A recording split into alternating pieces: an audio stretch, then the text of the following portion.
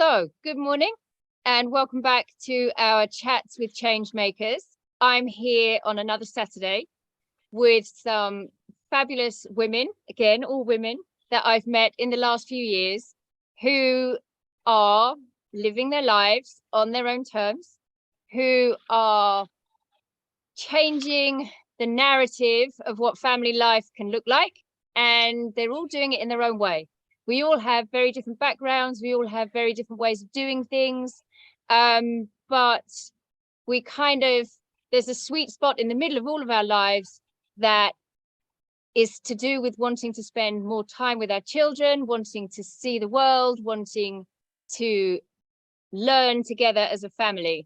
So what I'm going to do is invite each person to introduce themselves and tell us where they are in the world and a little bit about how they live and why they choose to live in that way. So I'm going to start with Mara, who's here on my screen, and then we'll go round. So Mara, over to you. Great, thank you. So yes, I'm Mara, and I've been an educator for over 25 plus years in all different circumstances in Los Angeles, and spent 5 years in the UK.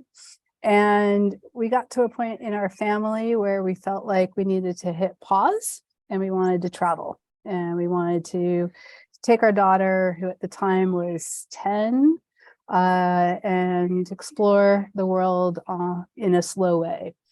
Then COVID hit and we had everything in motion to leave the UK and decided, okay, we can either go east or west. West being back home to Los Angeles, east being somewhere in Europe. And west would have meant that we would have gotten stuck. We knew that we would never be able to really live this life. So we thought, okay, let's have a travel experience in Portugal. And we got a entrepreneur visa. Both my husband and I set up companies, and we're in the startup world. And so we're trying to get funding still in both companies. And took the year and settled into COVID. And then after the year, we thought, okay, if we don't do this now, then we're not going to. Our daughter was getting very comfortable in Portugal. So we set sail and started our journey, and had an amazing slow travel to several countries. Met Kate in the Hive in DR, it became a destination. And it was a real eye-opener to a different life with priorities that got shifted. So now, fast forward, we are still a household with 2 entrepreneurs. Our daughter goes to school in a very flexible program here in Lisbon. She considers this home, even though she only lived here a year before that and does not speak Portuguese. But we're trying to still navigate what the next steps will look like, and keeping things very flexible. Still have just our suitcases with a few more clothes, but no personal items besides our laptops. And with the exception of a dog that we adopted, we are, keeping it light to keep our options open for future. So yeah, that's me. That's impressive. Thank you, Mara. Jessica? So I'm Jessica, mama to Charlotte and Leo, my husband Elvis. We are in Rhode Island. We started out as homeschoolers just because I felt that my daughter's personality required that she would thrive, and she did. And I was really trying to build her emotional maturity before I sent her out to the society that I don't always enjoy. And per everything in my life, I find these little rabbit holes. I go down them. I discovered world schooling, which brought us to the Hive. So that was really our first world schooling venture 2 years ago. And it really took a lot of inner work on my part to realize, or to know that you can't, you don't just have to learn in a school. And after I deschooled myself on what the norm was, it just opened up so many doors into my unstructured brain. We can go here, we can go there, and at the end of the day, everything's going to be fine. So we went to the Hive, and my daughter loved it She loved everything about it. My son was really still young at the time. After that, we returned to Rhode Island. My daughter enrolled in school because she really thrives on the structure. But I have always taught her that the only thing constant in life is change. So don't get too, used to one way of everything, because that is not what the real life is. There's not just one way to learn. There's just not one way to be. So with that, I have taken her out of school, 6-week blocks. I did it this past year to go back to the Hive, and we're hoping in the future to just kind of up and travel whenever I get the itch to do something travel worthy. So we can go different places, we can see different things. The kids are happy. That might change as they get older. They want more, roots in places. But for now, we are just kind of going with whatever spontaneous idea that I have. And I like to call us rebels from society. That's what we go by. Thank you. Idelka and Luna. Good morning, everyone. Thanks for sharing, Mara and Jessica. I definitely can identify with some of your points. The whole idea of finding balance, Mara, was really something that kind of started my journey into the whole world schooling and looking at things differently. I've been in education also for over 20 years. Since I was 17, I've been educating. In the regular system. In the first, I really didn't align with the schooling. I lived in New York. And so the way that the Department of Education was doing things, I was not aligned with all the time. So then I moved into after school because it would supplement whatever the day school was not doing. But that still was working around and trying to do things the way that the schools were doing it. And I just didn't feel comfortable. I worked with at-risk students. I worked from everything from preschoolers all the way to, I think, 100 plus. I worked with battered women. I worked with at-risk teens. I worked with just playful toddlers, and everyone really what was looking for was emotional support, which they weren't getting anywhere. Self-regulation, what do I do with things when I feel them? How do I channel it? And it was the one thing I found that really was keeping people from being themselves. Whenever I was with the kid was screaming. I had a kid throw a chair at a teacher once. And whenever the kids were in this space where they were not themselves, they had to do with not being able to deal with a big emotion. And I felt that we were lacking. We were really, really not supporting them in that space, being able to teach them how to do it. And that's because we didn't know how to do it ourselves. And so I was running for New York, and I had Luna, my daughter. Things shifted for me. The priorities, like Mara, shifted for me. And like you, Jessica, I really wanted my daughter to have emotional intelligence, just really know herself and how to deal with her emotion and know how to validate herself. And I had an hour each day that I can spend with my daughter, and that was it. And that was an hour where I was depleted, where I'm not my best self. And so I didn't want that for my kid and as for my family. And so I quit my job. My lease was up that same time. And so I ended my lease, and the opportunity to Lost her. She's dropped off, but I guess she'll come back. Gotta love Dominican internet. Welcome to the Dominicans. That's all right. I work with Nigerians. It's just as bad. We've had so much fun trying to get people together across time zones, across, just like one of the small challenges in life, and daylight saving times, and we were doing really well. Ali, tell us a little bit about you, and we'll wait for Idelka to come back. Yeah, so thank you. I'm Allie. I have an 8-year-old son, Mason. It's just the two of us.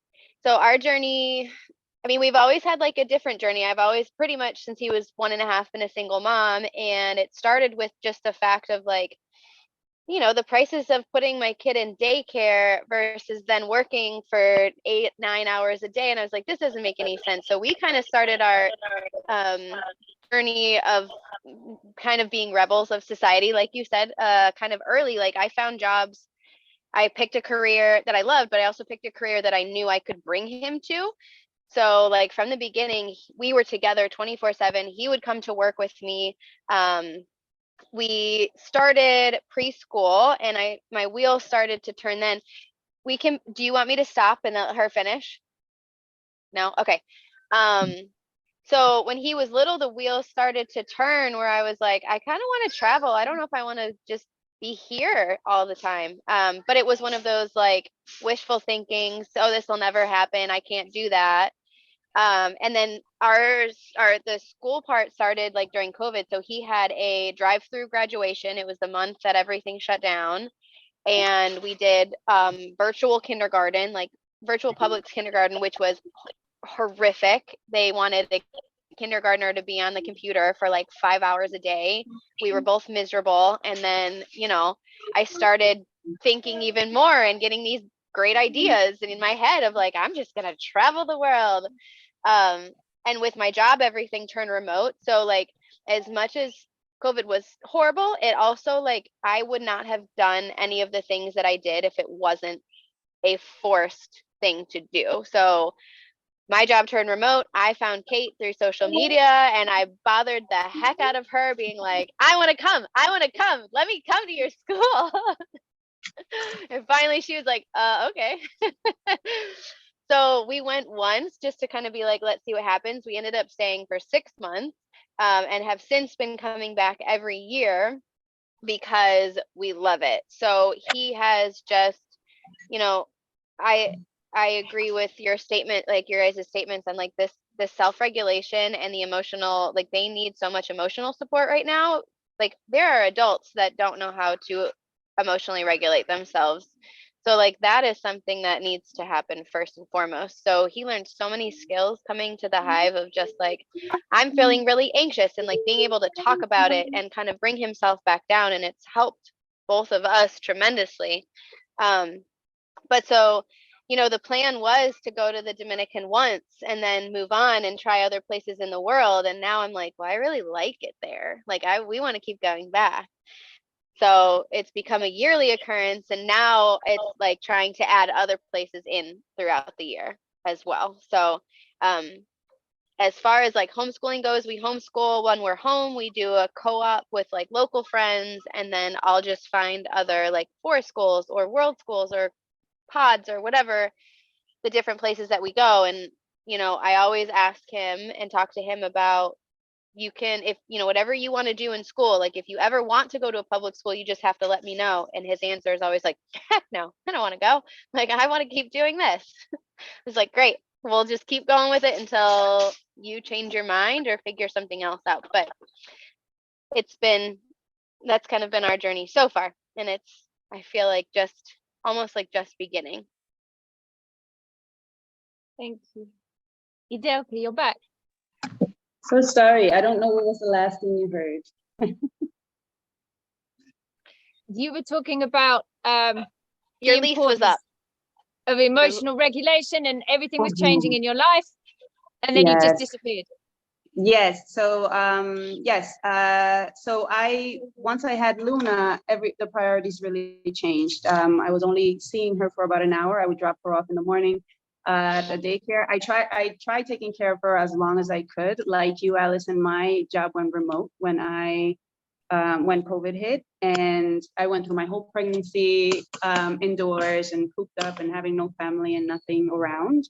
And it was great for me. I was able to be home and sleep and take a nap whenever I wanted and went to do things I wanted whenever I wanted. So I could see the blessing in that. But once she was born, I tried taking care of her as long as I could because I hadn't found a place I trusted yet to have her be in. And so Once I had to, because she started walking and I was really afraid that she would knock something over or I would just be in a meeting. I was in meetings all day because I was really in charge of a lot and a lot of people.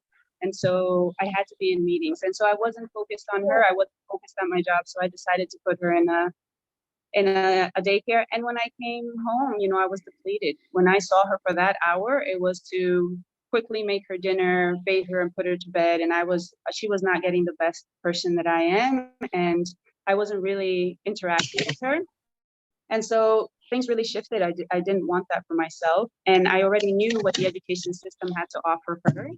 And so I really wanted that to be different for her. I didn't know about world schooling. I didn't know about self-regulation. I was doing it, but I didn't know it was called any of that.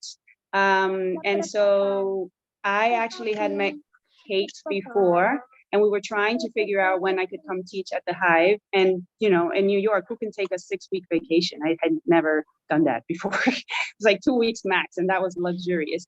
And so, you know, everything just aligned. I quit my job. My lease was up. My relationship ended with Luna's dad, and everything just was like, and then Kate was like, I need a teacher. It's like, okay, let's go. And we did. And, you know, we've been here since. Now in May, we just made a year since we actually came. We're figuring life out. I still don't have anything together, but I do have together that this is what I want for Luna. Luna talks to me about, I feel frustrated. She's 2 years old. She tells me I feel frustrated. I ask her, what do you need? And she says, I need a hug, or I need to throw something, or I need to go to my room. Like those conversations I can't have, and I'm 41 sometimes. So I just feel like this is right for her. I don't know if I'm gonna stay here in Cabrera. I'm in Cabrera in the Dominican Republic. But I do know that this is the kind of education I want to give her. So this is the one thing that's for sure. The one thing I know for sure is that this is right for her. And in all of the spaces that I want her to be, the people that I want her to be with, I want this to be core and important. I want people to treat her with respect. I want people to educate her in a way that she feels she's a human being, that people don't have power over her just because they're bigger or because they're adults or because, you know, I want her to feel she's important and not just have me tell her in front of a mirror, right? To truly feel it through her education, to her exploration. And, you know, she loves nature. So this was just kind of perfect. She was planting trees. She was interacting with kids from all over the world. She was really, it was just really great for her to have that space. I was really worried about her being, you know, she's my only child and she only has me around. So I really wanted her to interact with other people, with other adults. You know, she's 2. Her and I are experiencing separation anxiety. Mine is probably worse than hers. So, you know, we're just going through it. And I feel like the space really supports us in that. The Hive truly supported that. That space. Whenever I had to walk away from teaching a whole week to support Luna. And Kate and our team really gave me that space. And I was super grateful for that. Never in my life would I have been able to do that in New York, ever. Like I just had to figure it out. And probably my daughter would have been the one to take the worst of that. And that's not where I want to be. I want her to get the best all the time. If anyone has to suffer, I don't want it to be her. And I think that the Hive and Kate and our team really understood that and stepped up. So yeah, this has kind of been a blessing in the midst of a lot of crazy. It's really easy to forget, isn't it? That those are the moments that drive us to want to do things, right? The moment that you had to send your child who was not well to school so that you could go to work to meet a deadline that wasn't important. And you know in your gut, as you're doing it, that it's the wrong thing to do, but you don't believe that you have a choice. And it's really easy for me to forget now that used to be my life. I remember I had my son and there were just the 2 of us. And I worked in a secondary school in the UK and he wasn't well. And he wasn't well enough to go to school. And so I had to make him a bed under I had to smuggle him into my work and make him a bed under my desk. And he was there for like 3 or 4 days. And what he needed was his mummy to be at home with him and looking after him. And I couldn't. I was working in this really challenging school. And there was always, you know, shouting and stern faces and, you know, all of this stuff going on. And oh God, I can feel that all coming up in my stomach from all those years ago. And then my daughter was born much later. And I had said to myself before, I wish I'd been braver. When my son was young, I wish I'd been braver. And then my daughter came along and I was like, oh crap, like I'm doing it again. I have to be braver this time. I have to choose her. I have to figure out how to choose me. I have to forgive myself for not knowing that you could do that when I was younger. I didn't know that this world existed. And now there's like all of you. And that's what's coming through this conversation for me already, is that you're all choosing the relationship with your children over what society expects of you. And in all these different ways, probably imperfectly and not without challenges, but we're all trying to make it work. We're all making it work as we can. I think, Kate, what you are suggesting is the understanding that it's okay to step off of the rat race.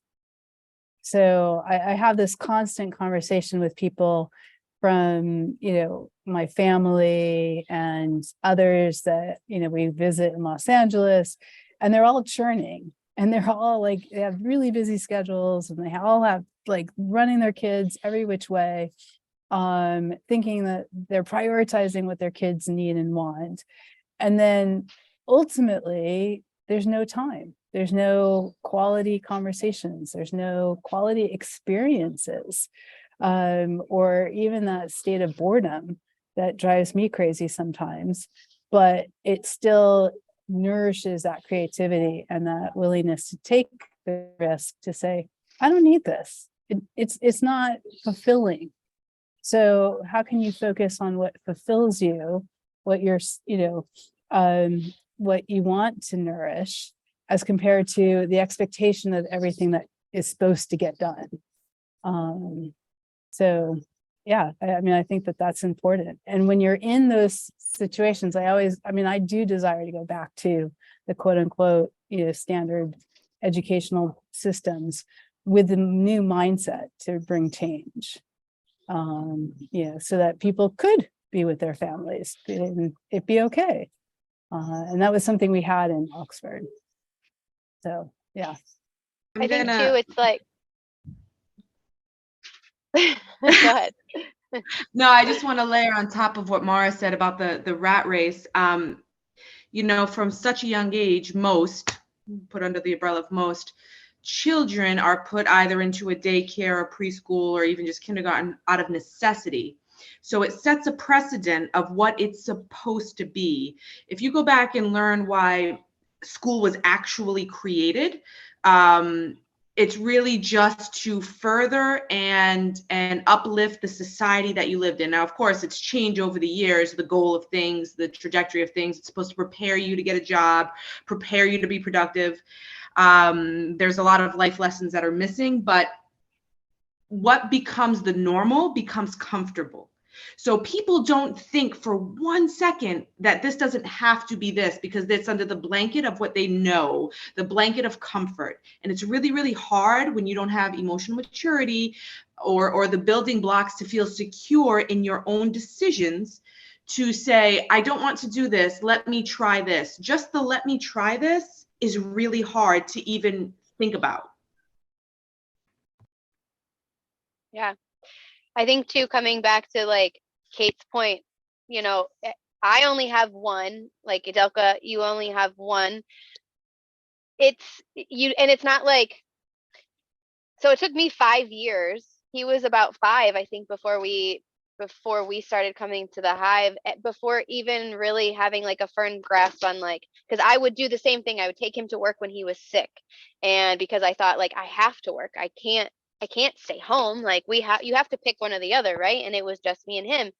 So we went for 5 years of like, okay, I can't choose to stay home with my child. I have to choose to work. And then now with him being 8, like that has finally shifted where I'm like, nope, you're not going to this today. I'm not doing this today. We're going to stay home and we're going to cuddle on the couch because that's what you need.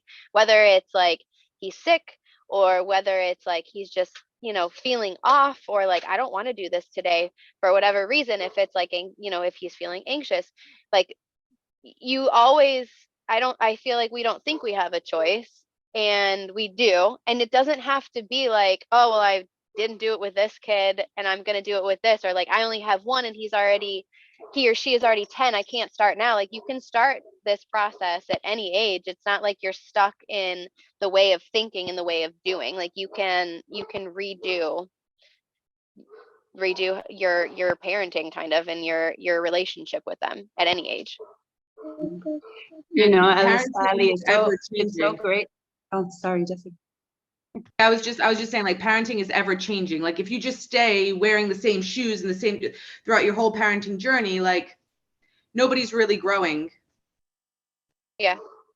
Allie, I'm so grateful that you're saying that. It's so important to have conversations like this one and have other people's perspective that this is possible, because it's so hard. I have a sister who is really like structured. She's a soccer mom. She her idea of what supporting kids means that she stops her life and that she goes to do all of the things. Sometimes the kids are exhausted. They don't want to go and do all of these things. They just want to stay home and watch a movie with mom and dad. And it's like, no, but you have baseball and you have this and you have to go do that and you have to do homework. And when we look at the most successful systems in the world, they have school for 3 hours.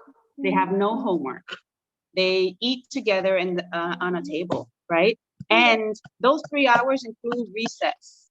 And their recess has an outdoors where they go and explore, And so really, what are we idolizing when we're thinking that, oh, the more schooling, the better? Because not only do we do the 8 hours, some people go the extra step. I mean, in my years of being in education, I have parents not only having the kids go for 8 hours to school, then they have the after school. And then in the after school, they have tutoring. And then in the tutoring on Saturdays, they have academic whatever. And God forbid someone tells them that they have a gifted child, because now that gifted child has to be with a book all the time and they have to have the perfect SATs and all of that. It's so much pressure, and you see the anxiety in the kids, and you see the anxiety in the parents, because they feel like if this kid does not succeed in some way, if they experience failure in anything, it means failure for everyone, And I think it is so important for kids to quote unquote fail, for things to drop, for them to figure out problem solving. I think if we didn't have the kids make what we call mistakes, for kids, it's a beautiful thing when have a piece of paint fall on a paper. It's like, wow, look, there's a tree and stuff. I don't see it. I don't see the tree, but there's a tree in there. And there's a rock in there. It's just that I feel it is so important for us to be around each other, people that truly believe that there's a different way to do it, because it's so hard. I mean, I live here in the Dominican Republic, and the idea for education is really, the overall idea is to humiliate kids into respect. Really is the gist of it, you'll get punished. I'm an adult, you listen, whatever I say, even if it doesn't make sense, you don't question it. And then at some point, when they become adults, we want them to miraculously know how to make decisions, miraculously know how to be an adult and do all these things we did not equip them with. We did not give them the tools. We taught them, you listen to your teacher, even if it doesn't make sense. You respect people, and we get respect through hitting, through humiliation, through making you smaller. But then when they shift into being an adult, we expect them not to follow those things. You don't hit people. You don't get respect by that. So, it just really didn't make any sense for me. When I see it, sometimes I see mothers with, and it's not a judgment thing. It's just, again, the importance of being around people that can show you that there's a different way, because you're just following what you think and what we're all trying to do the best thing for our kids. But when I see them with a belt in their hand, telling their kid they need to eat, and the kid needs to sit there and eat, I think about the relationship that kid is going to create with food, and around food. And so it's just so important because I didn't have that with my family. They all have the traditional style of learning. And I didn't have that in New York because I was in a system and I learned through a system that does not allow for self-regulation. Being emotional was not allowed in school. That's not what we do here. And at best, you got to sit in a chair somewhere until you figured it out. And then when you can come back, you can come back to it. That was the best scenario. So I am so grateful for you guys and so grateful for the Hive and the spaces that allow me to see that this thing that I get in my gut, this little feeling like, this is not right, that it's okay to listen to that. And it's actually my job as a mom to listen to that. And that's the best thing I can do for my child, whether she's gifted, whether she becomes whatever she wants to be later, it's up to her. But my job as a mother is to really be there for whatever. Like, Ali, for you, be there when they're feeling sick. It might be that a little bit, but that's so important to kids. There's a video that someone sent me, then maybe I'll share with you, where the mom is going through her day and everything just goes wrong. The kid drops her cake and the mom, there's just all of these things. And the mom's like, and the husband comes home and he says, how was your day? And the mom says, just a normal day. Everything went wrong. But she didn't say that. She just said, just a normal day. And then the dad asked the kid, how was your day? And the kid was like, this was the best day ever. We had a food fight and we got to eat cake off the floor and we did this and we did that. And it's like, your perspective of what is amazing is totally different than from a kid. And I think as moms, as parents, we know, we just don't listen to our gut. We're just pushing it in because there's so much pressure, to do that. So I'm so grateful for you guys. Thanks for sharing all of your things. It just really supports me in thinking, we're not doing so bad over here. It's not horrible. I used to believe that non-conformist people would be too different from me, that I never quite felt that I fitted where everyone was conforming. I was never the right shape for that box, but I didn't think I was special enough, creative enough, interesting enough, anything enough to step off the map and be where the non-conformists are. And as soon as I stepped off the map, it was just like walking into a big hug. Everybody is marching to the beat of their own drum and really accepting of everybody else marching to the beat of their own drum. There is no right way to be non-conformist. And it's a really safe place. And everybody's helpful to each other. And even though we have different backgrounds and different places that we're going, we're all aware that we're on a journey.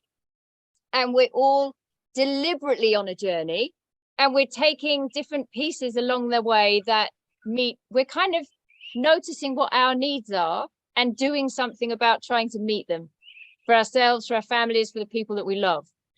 And I love that about this. I wish I had known that there was an option to be braver many years before I found world schooling. And so, yeah, I'm really grateful for these conversations that I get to have in person with all of you here. And it's really special to be able to do it like this and share it wider.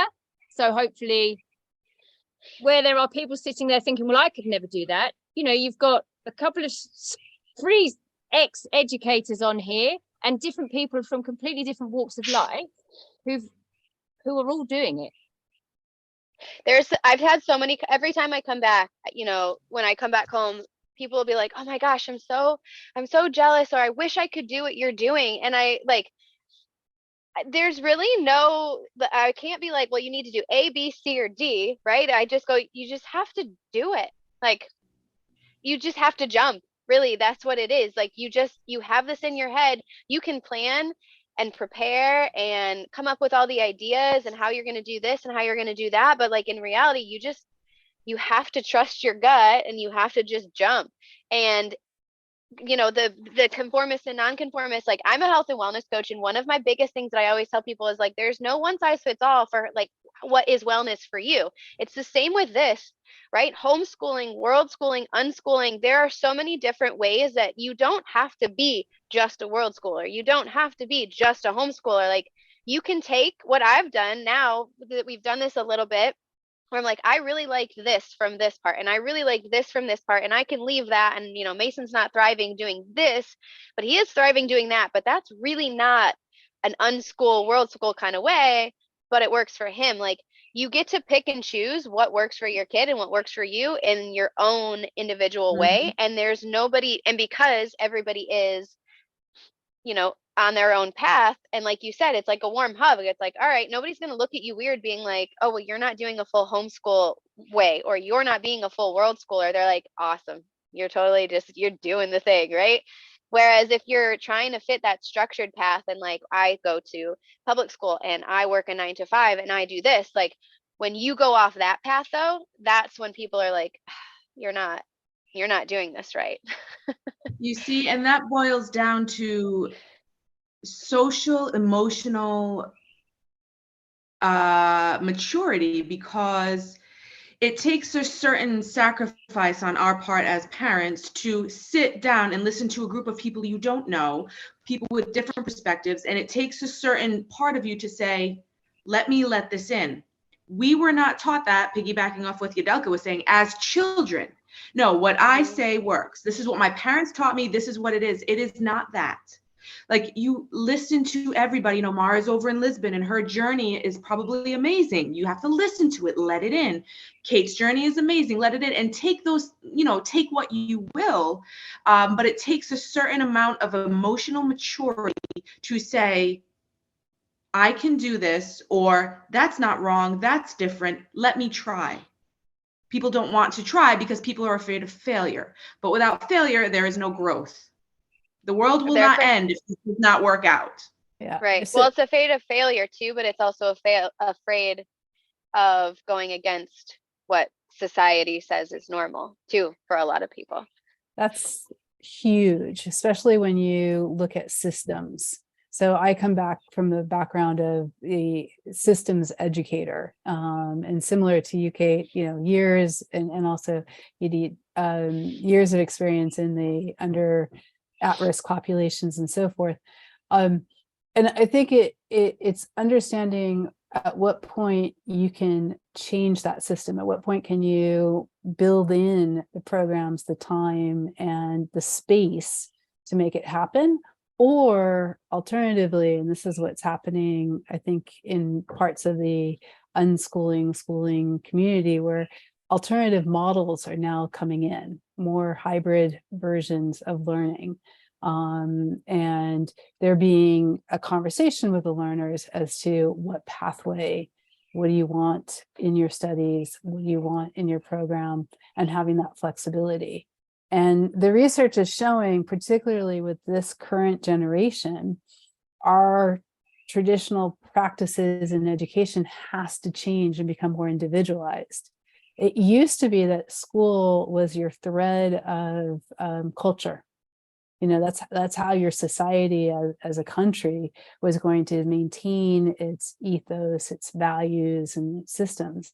But now that we're so much more international, there have become more opportunities for creating a different system where it's more individualized, which is to better prepare the students for, you know, the future that we don't know. I mean, many of your careers did not exist when I went to school. A health coach? No way, you know. So and that's just going to continue to evolve at an even more rapid pace. So I think you're right. Social emotional maturity, Jessica, is really important. And having the confidence to say, wait, let me think about this. Is this really what we want? Yes, you want your kids or the people, you want to have a voice. A small example is my daughter was in school and it was a case of mistaken identity of a child running in the hall. A child running? Oh my goodness. Now, I see the need for, you know, keeping some sort of order in a building where you're affecting other people. I had this discussion with her, but I sat down and said, if it was not you, you need to go and tell your teacher. I can't do that. Yes, you can. And yes, you should. And she did. And the teacher apologized. And I said, you have to give them the tools, the confidence, just helping them along to just because someone is a teacher, or just because someone is a police officer, or just because someone is in a perceived position of authority, does not mean you cannot ask them a question, just like a parent. So it's really important. I just have to share for a moment. So my daughter, who's 12, and we spent the year plus traveling and had done lots of trips before that. So travel is not so new. She said to me, about 4 months ago, I want to go on a trip by myself. And I was like, oh, really? Where is this coming from? She's like, well, before I get much older, I want to go on an airplane, with an escort and go someplace and have, time away from you and dad. I'm like, okay. So where are you thinking? And then she set up her own parameters. She's like, I don't want to travel more than 3 hours in a plane. So that leaves us with the UK or Sweden, where we have other friends. And she's like, I think I'll go to the UK. I'm like, okay, who are you going to reach out to in the UK to connect with? And we have friends there from living there, and we have family there. But who does she reach out to? The Katie and Minna and Coco and Jimmy. So she's there this weekend. She got on a plane and flew over, and Katie collected her, and she'll fly back on Tuesday. So 6 days, all because of that voice, that clear. That is beautiful. That is just I beautiful. have goosebumps. Yes, your first instinct is to be like, no. Why? Because it makes you as a parent uncomfortable. But, you talked it out with her. Like, that was a great lesson. Where will you go? What will you do? Like, this is problem solving with her. If she were to meet a dead end, she would come to that conclusion on her own, and not because you told her that this is not going to work out. Like, that right there is a lesson. It's perfect. And because we have this community, because we're connected, she can go somewhere where that she's going to be received and cared for, because you did that thing, because you came, because you met another family and you've stayed in touch. And that's happening all the time. I've got someone who's sending their kids back to the hive. They can't come, but they're sending their kids, and they're going to stay with me. And then I know that I would be able to do that with Matilda.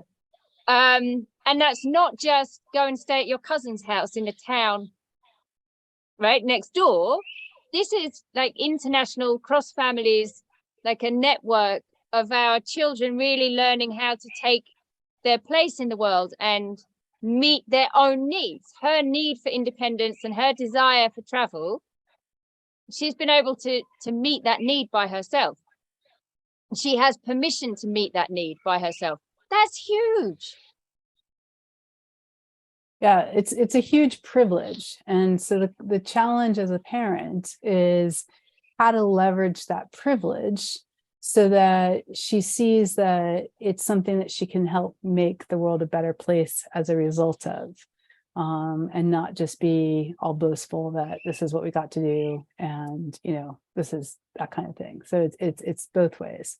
We also, on our way to India, by the way, had stopped in Paris and met up with Pale and Maya and Roni. So that was great. So, and Topanga is still in touch with them as well. So it's you are creating this network around the world.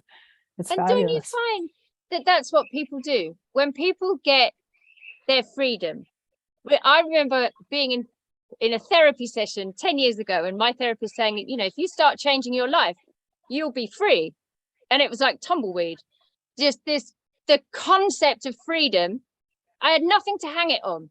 I had no idea what she was talking about. Literally like a closed door in my head. There was nothing.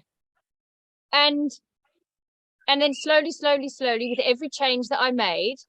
And then the other day I was on the phone to my mom and I said, I'm completely free. I'm free to go to work or not go to work. I'm free to quit. I'm free to stick. I'm free to do whatever I want to do. Oh my goodness. Like, what do I want to do with this freedom that I have? And instantly, it was like, I want to share the idea that you can have this before you die. And then it made me realize that you can have this for all of your life. If somebody shares this concept with you when you're 20, when you're starting to make decisions about who you want to be, you could have this, you could live free. And everybody that I've met who's found that is sharing that.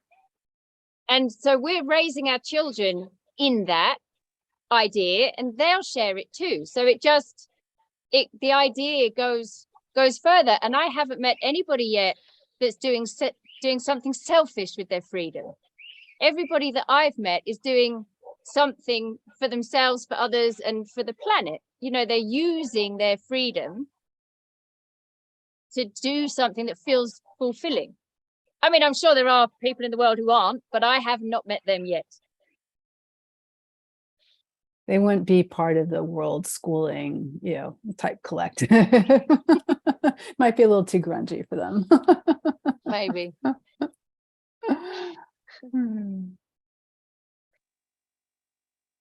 So what's the biggest challenge do you feel in that moment when you're deciding? So like at some point, all of us decided that we were going to change our story. What was the hardest thing?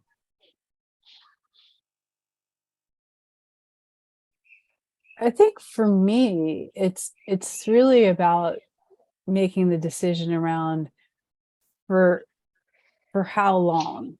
Like, is this something we're doing short term? Is this something we're doing longer term? And being comfortable in the uncomfortable of not having a clear future.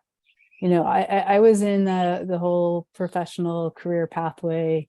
At this point would be a superintendent in education and so forth. So being okay with, okay, I'm not that. And what am I going to continue to build and do? And then for my own, and for Topanga, similarly, for her educational pathway, you know, making sure that it's something that is meaningful, impactful, interesting, and what is it really going to look like, and not having that tangible to say, this is it. So, yeah. I think for me, the most difficult part is the internal dialogue still of like, I hope I'm not going to mess him up. Like, all right, we're going to do this. We're going to try it. Oh, all right. Let's hope I don't mess him up. Like I think that's just like any parent's day to day, any decision they let their kid make, whether it's you know, should I let my 12-year-old go and travel? Like, I would be having that internal dialogue. Like, this would be so great for him. Okay, let's hope I don't mess this up. Like, and part of it is like that voice does get a little bit smaller as this continues to grow. For me, at least, you know, I was a lot more doubtful in my thoughts and freedom, and like, is this going to work? It does get less, but it does still creep in. And I don't think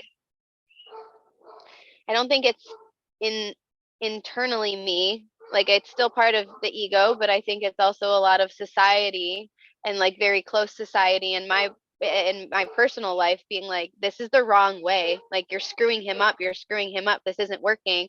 When I'm saying, no, this is good. I promise. Keep doing this. This is good. And then society's like, no, you're creating a weirdo. And I'm like, no, I'm not. Shut that off.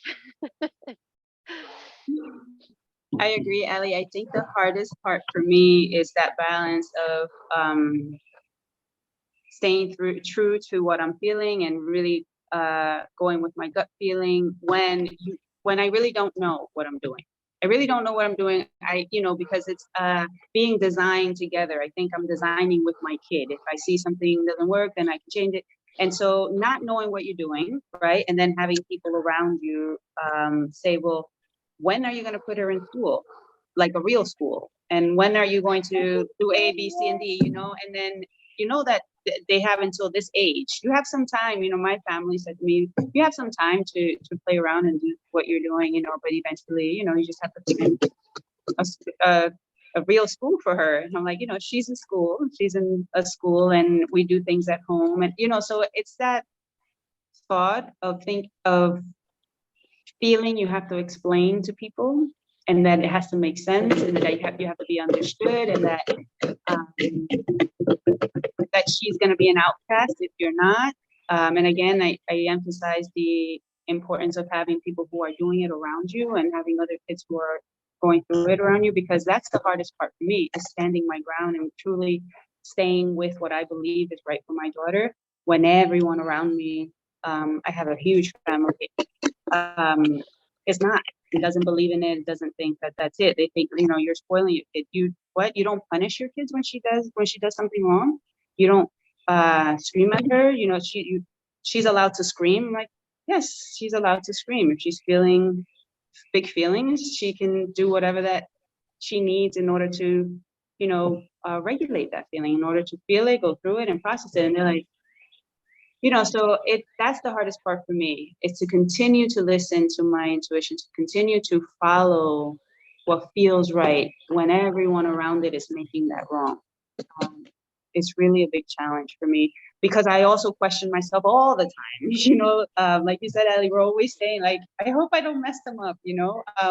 So I don't know. And when my parents asked me, what's the plan? I was like, I don't know. I think the plan is to go with what works at the time. This is what's working right now. So that's the hardest part for me, is to feel all the time I have to explain myself. And it's out of love. I mean, her grandparents want the best for her, and her uncles want the best for her. And, you know, so I feel like in some way I do want to explain to them. But it's tough when they don't believe in it, to stick with it and keep going and say, yeah, you think this is the best, I'm going to keep doing it. It's the harder part for me. For me, it's comfort, where I will sit here and I'd be like, okay, you know, I'm not really a planner. Like, I will fly someplace and I'll be like, well, I guess you better find some place to eat and sleep. Now, it's really difficult to do that with 2 kids. You shouldn't do that with 2 kids. But for me, it is a sense of comfort. I think to myself, going to DR, I mean, my husband is Dominican. I have a little bit of knowledge of the language, so it's safe for me. But if I were to pick up and go to, I don't know, Hungary, it would make me feel uncomfortable. And in that moment, I have to say, like, nothing is learned when you are comfortable. Like, you must be uncomfortable to either appreciate something or to absorb something. Like, you must do it. Going with Yadelka said, I learned a long time ago that I don't have to sit at a table if they don't serve what I like that they're serving.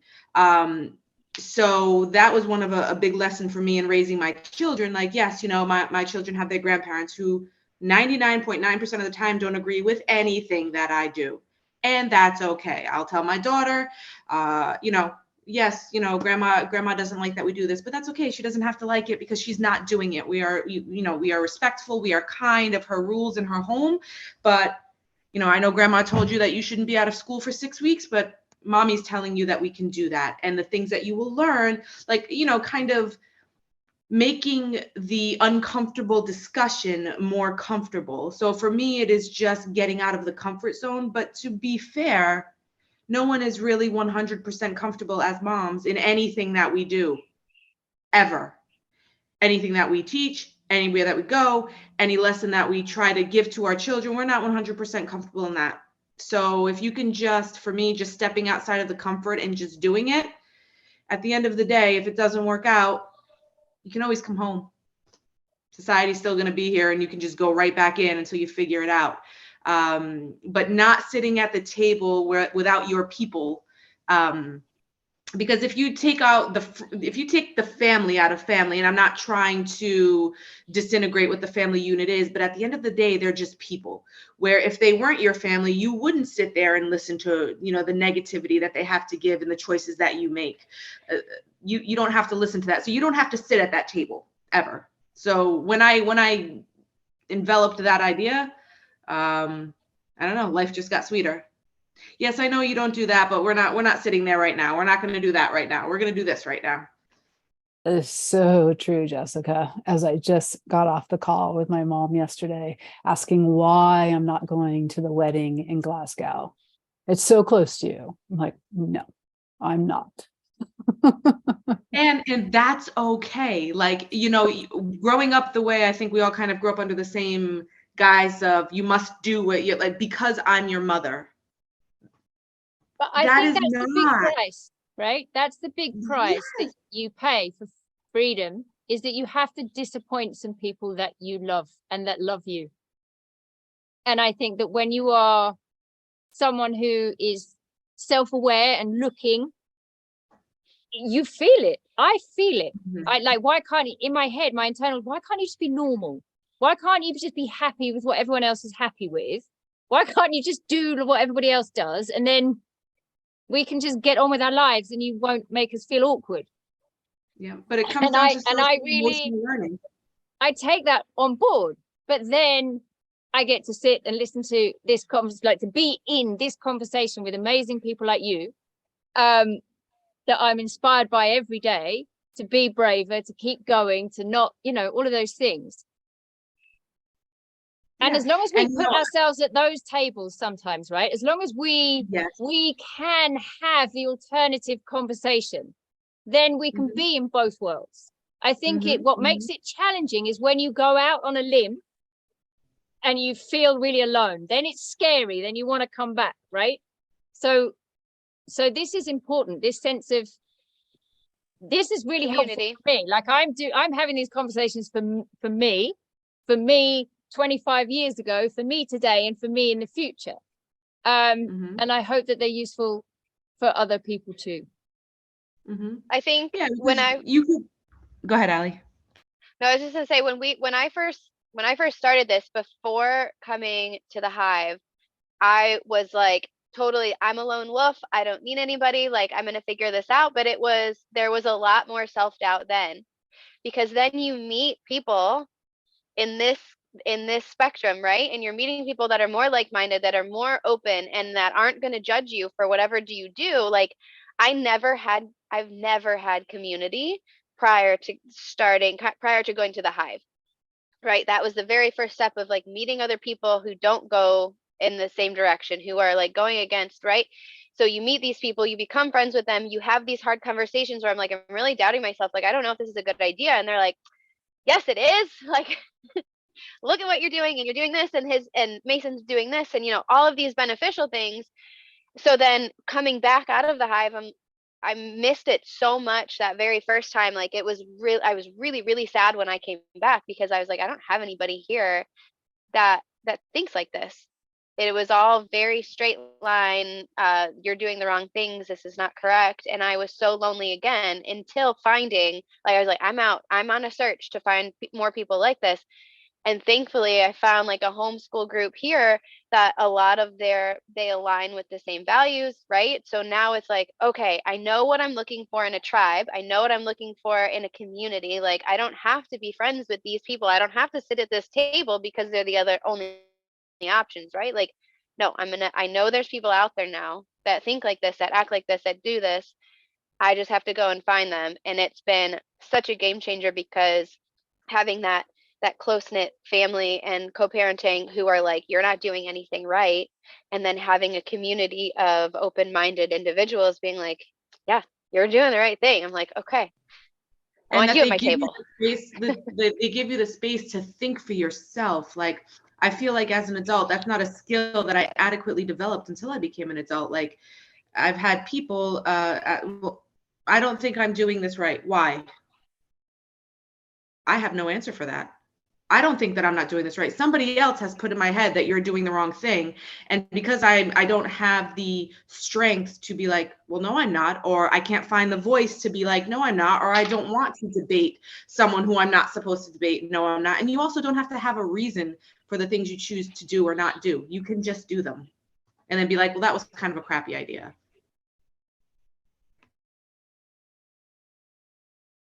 Yeah. So we've been chatting for an hour, and that flew by. So I think that's a great pause, a great way to kind of wrap up this conversation. Thank you, Kate, all of you, for giving up your time and being here today to do this. It's really lovely to connect with all of you. across time and space all around the world. We'll continue having these conversations. So if this is speaking to you out there in podcast land or on Facebook or wherever it ends up on YouTube, wherever you come across it, I will put everybody's Instagram handles, and if any of you guys have got websites, resources, things that you want to share into the community, now's a good time to say so, and I'll make sure that I put links to everything that could be useful to anyone who's watching at the end of the podcast and at the end of this video when I put it out there. So if anyone's got anything they want to share out into the world, now's a good time to do it. I just wanted to say, Mara, I would love to hear more about you and your daughter's experience with traveling alone and all of that, because when you said that, my heart just jumped and said, oh, wow, that would be amazing to be able to do that. I could totally see Luna telling me someday, she tells me all the time, well, I'm just going to go do this. I say sometimes, I got to go buy this, but I have to do this and that. And she goes, well, I'll go to the supermarket and buy it, Mommy. And I'm like, she's 2, so I totally see her. So I would love to kind of interact with you and find out more about that, and to be able to create a community where I can feel comfortable having that if that shows up. Yeah, my pleasure. I will write a blog about that, I'm sure, and we can definitely connect. You reach out anytime. So as a plug, Katie, I do want to mention, so the project I'm working on is CTL Academy Global. And the concept behind it is to offer a accredited education program that's project-based, that aligned to sustainable goals, that will lead students to eventually getting their high school diploma that could then be easily leveraged for colleges, universities, career, but very much predicated on that individual pathway. So one of the things I thought of from our Hive experience is you have these kids going through these different experiences, but there's no continuity perhaps between each of that. And for those that need that security of wanting, something more traditional, this is a way to leverage my school connection within an accredited school. So that's out there, and I'll send you the link. Yeah. Cool. Thank you. I have no plugs. I just like people. So if anybody's bored and wants to come sit at my table, give me a call. I'll be doing a puzzle like that maybe 5. I guess my plug is I'm a health and wellness coach. I focus more I'm being yelled at right now. My nephew's here. I'm a health and wellness coach focused more on like mindset and habit building skills and the ability to include and add to your life versus restriction. And I need to just add into that space. When I first saw Ali's name, she wrote me an email right at the beginning when the Hive was opening, and I didn't even have time to go to the bathroom. I didn't know who I was or what I was doing. It was like a tsunami. And then it just dropped into my emails, and then her name came back again, and her name came back again. And so now annoying. when I want something, I do this thing. I go, what would Ali do? Right? Ali would ask again. So she has been able to change a really, really deeply wired in behavior of mine, which is I've asked for it once and I didn't get it. I don't deserve it. And so thank you, Ali. I'm still not very good at it, but even though she didn't know she was coaching me at that time, she was. So. Oh, thank you. I have my toxic trait is I'm like usually pretty optimistic about everything. I'm like, it'll work out. I'll figure it out. It'll just work however it's supposed to. It was lovely getting to know everyone. Yeah, same here. I hope that we can stay in touch more. My, I guess, niche is the performing arts. I'm a performing artist also. And so all of my teaching really goes through the arts for a long time. Kind of stopped about 3 years ago. yes, that's my yes. And I suppose obviously will- my plug is come to the Hive. Come and join Yes. this network of pretty awesome families all over the planet, so that you can get rid of your kids and just send them to go and stay with someone else's family for a while. If nothing else, it's really good for that. Okay, so thank you everybody for if you've come this far on the conversation with us. And we'll do this again one day. So if you want to be part of a future chat, get in touch with me and I will invite you into the conversation. And thank you everybody for being here and sharing so much insight into your world. I really, really, really appreciate your time and how inspirational you are. So keep doing what you're doing and let's carry on the conversation another time. Thank you. Be well. Thank you. Thank you. Bye.